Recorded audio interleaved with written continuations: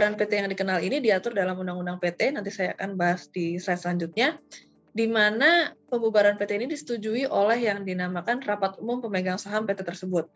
Jadi memang tidak bisa diputuskan oleh pihak lain selain RUPS atau para pemegang saham. Dan ketika RUPS menyetujui, maka pembubaran PT mulai dan dilakukan nama proses, yaitu dinamakan proses likuidasi, yaitu untuk membereskan kekayaan PT.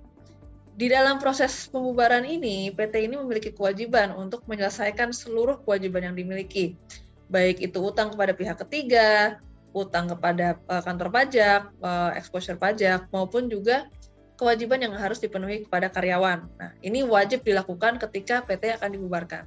Kemudian yang kedua, harus membereskan aset PT yang ada. Jadi, tidak bisa PT itu mau bubar, tapi masih ada aset atas namanya, misalnya seperti properti atau seperti mesin atau seperti juga kendaraan.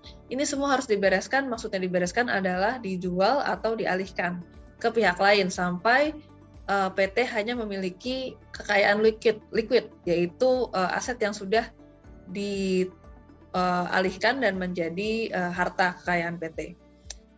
Kemudian mencabut izin-izin usahanya, dan yang paling penting juga adalah mencabut status wajib pajak dari PT tersebut. Jadi memang ketika PT ini dibubarkan atau disetujui oleh pembubarannya oleh RUPS, konsekuensinya adalah memang PT itu tidak lagi akan menjadi suatu badan hukum di Indonesia. Jadi benar-benar semua kewajibannya harus dilunasi sebelum tutup, kemudian asetnya juga harus dirapihkan sebelum tutup, dan izin-izin atau dokumen-dokumen yang dimiliki pun juga wajib dicabut atau diselesaikan. Selain izin juga ada dokumen-dokumen lain seperti BPJS, seperti rekening, seperti kepesertaan di asosiasi-asosiasi lain yang juga harus dicabut atau diselesaikan. Nah, sementara penonaktifan PT ini tidak membubarkan PT, tapi PT-nya dibiarkan tidak melakukan kegiatan usaha atau dorman. Nah, tapi jika PT ini tidak dibubarkan dan masih ada badannya, jadi ada kewajiban yang timbul, yaitu PT jadi tetap harus menjalankan kewajiban pelaporannya, seperti pelaporan pajak dan pelaporan keuangan. Karena PT belum bubar, jadi kewajiban ini masih tetap ada, dan jika instansi menanyakan kenapa dorman pun atau kenapa tidak aktif pun juga wajib diberikan penjelasan oleh pengurus PT.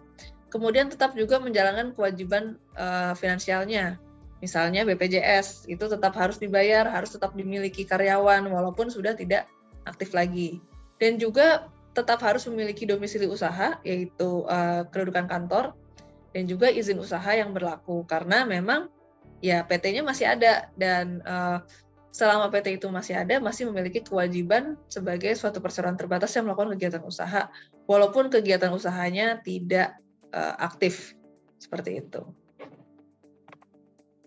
Nah, dasar hukum penutupan perusahaan di Indonesia diatur dalam Undang-Undang Nomor 40 Tahun 2007 mengenai perseroan terbatas. Ini memang Undang-Undang PT ya, yang mengatur baik mulai dari pendirian, permodalan, pengalihan saham, maupun juga pelaksanaan organ perusahaan, sampai juga penutupan perusahaan di Indonesia.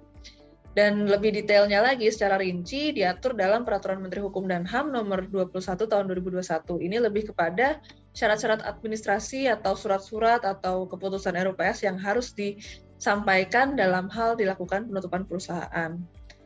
Pembubaran sendiri tidak didefinisikan khusus dalam dasar hukum yang mengaturnya. Maksudnya di sini adalah tidak ada definisi khusus mengenai pembubaran maupun likuidasi dalam UU PT. Jadi memang ya diartikan seperti itu saja.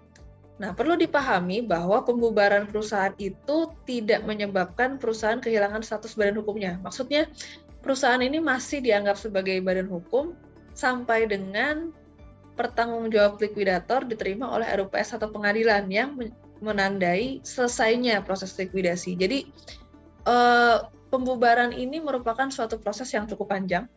Tidak seperti pendirian di mana cukup prosedural administratif ya, di mana para pemegang saham sepakat untuk mendirikan suatu PT, kemudian dilakukan kesepakatan di hadapan notaris membentuk akta pendirian, melakukan permohonan untuk izin-izin usaha dan juga kartu NPWP dan dokumen pajaknya.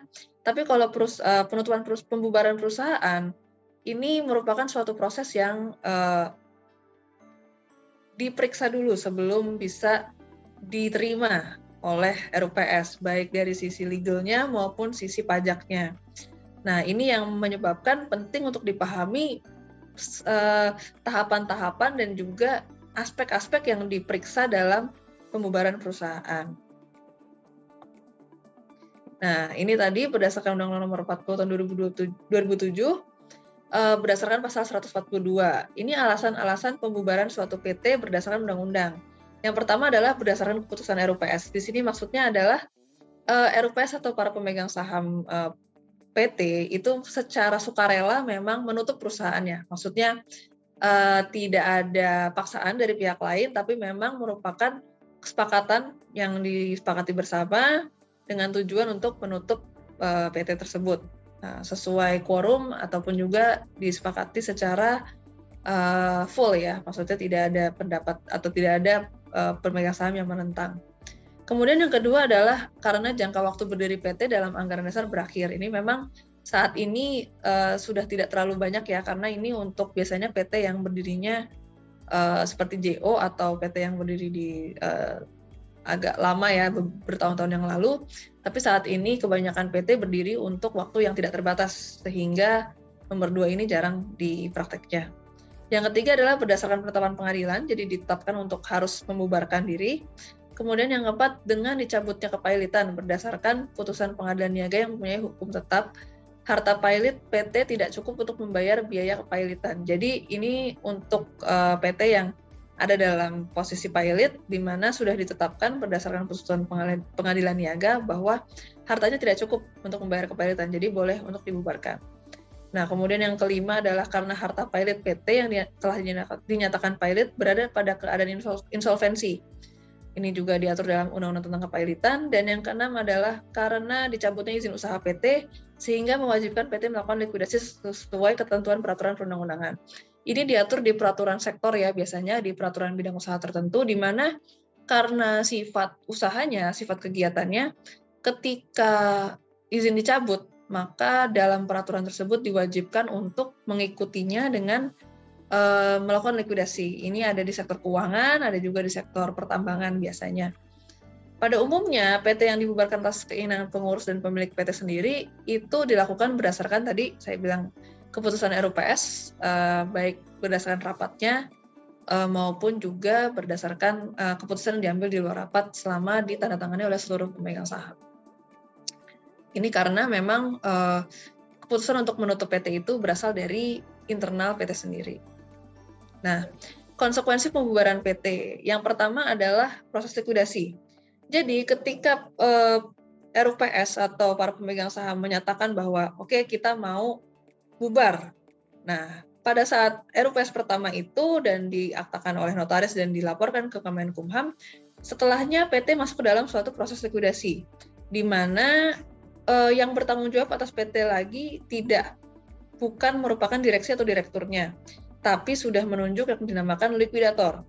Nah, likuidator ini memang berkegiatan atau memiliki kewajiban untuk membantu perusahaan membereskan semua hartanya sampai siap untuk dibubarkan. Nah, setelah pembubaran ini dinyatakan, perusahaan itu wajib memiliki nama, menyebutkan nama perusahaan itu tidak hanya nama perusahaan PT ABC saja, tapi harus PT ABC dalam kurung dalam likuidasi. Jadi memang diwajibkan untuk mempublikasikan status dalam likuidasinya kepada pihak lain. Yang kedua adalah PT ini tidak dapat melakukan perbuatan hukum. Maksudnya adalah PT ini tidak boleh melakukan kegiatan usaha dan komersial selain yang diperlukan untuk membereskan hartanya dan melakukan likuidasi untuk membubarkan perusahaan. Jadi sudah tidak boleh lagi bertransaksi, sudah tidak boleh lagi menyediakan jasa, sudah tidak boleh lagi memperdagangkan barang. Jadi benar-benar perbuatannya itu semua terbatas hanya untuk ngeberesin perusahaannya supaya bisa siap bubar. Yang ketiga adalah penyelesaian kewajiban. Nah, ini yang paling penting. Kewajiban PT wajib diselesaikan, jadi nggak bisa dikesampingkan atau ya sudah tidak dibayar gitu. Nah, ini ketika pembubaran menjadi wajib nih untuk bayar kewajiban finansial, mungkin ada utang, kemudian ada kewajiban pajaknya juga, mungkin setelah audit ada tax exposure dan juga kewajiban untuk tentunya karyawan ya, ke tenaga kerja.